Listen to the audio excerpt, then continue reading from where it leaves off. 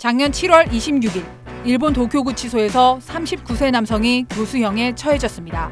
그는 2008년 일본 열도를 충격에 빠뜨린 아키하바라 살인 사건의 범인 가토 토모히로.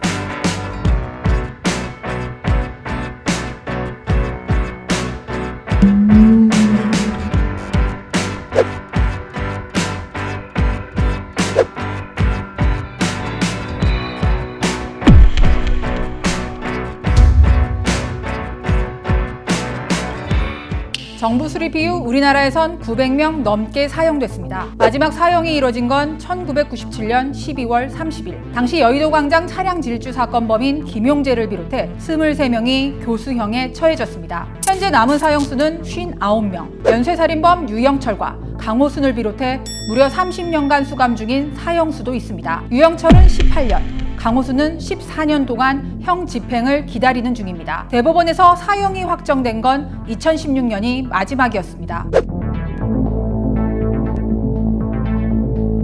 작년까지 사형 선고가 간간히 이어졌지만 대부분 상급심에서 무기징역으로 감형됐습니다. 여론은 사형제 유지가 우세합니다. 한국갤럽이 1994년부터 작년까지 6차례 조사한 결과 매번 절반 이상이 사형제에 찬성했습니다.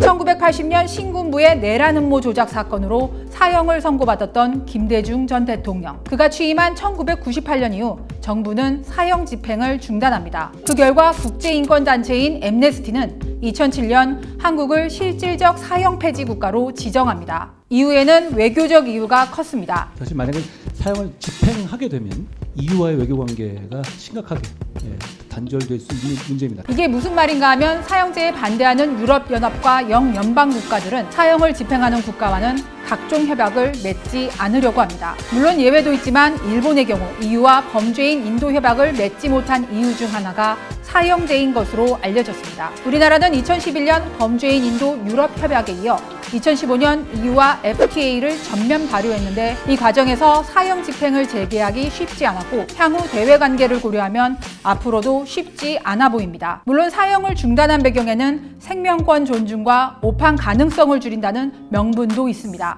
인권의식의 향상으로 사형제 폐지 국가는 꾸준히 늘고 있습니다. 엠네스티에 따르면 2022년 기준 199개 나라 중 사형제를 완전히 폐지한 국가는 절반이 넘는 112개 나라에 달합니다.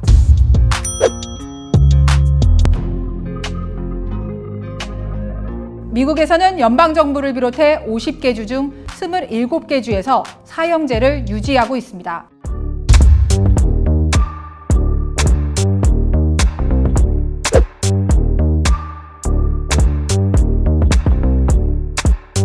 Finally, justice has been served.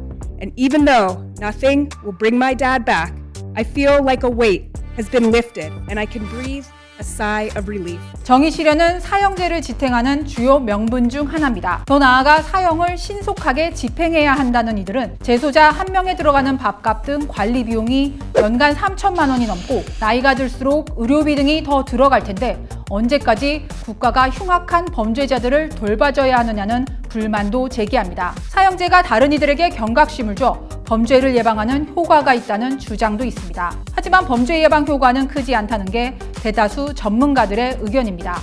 지금의 범죄는 과거의 치정의 범죄가 아니라 그들이 갖고 있는 말로 표현할 수 없는 분노, 우리가 이해할 수 없는 피해망상이 범죄를 일으키는 거라서 사형을 집행한다고 그 범죄가 예방된다라고 말하기는 너무 어려워요. 범죄자들이 처벌이 무서워서 죄를 안 짓는 건 아니라는 겁니다. 법무부는 대안으로 가석방 없는 무기형 신설을 추진하고 있습니다. 무기징역 수감자는 20년 복역하면 원칙적으로 가석방 대상이 되는데 이를 막기 위해서입니다. 하지만 이 역시 범죄자가 다시 사회로 돌아갈 기회를 빼앗고 국가 재정에 부담을 줄 수 있다는 지적이 나옵니다. 이런 가운데 헌법재판소는 사형의 위헌 여부를 따지는 헌법소원 사건을 심리 중입니다. 사형제 위헌 심판은 이번이 3번째인데 앞서 2번 모두 합헌 결정이 나왔습니다. 이번 심판의 결론은 이르면 올해 안에 나올 전망입니다.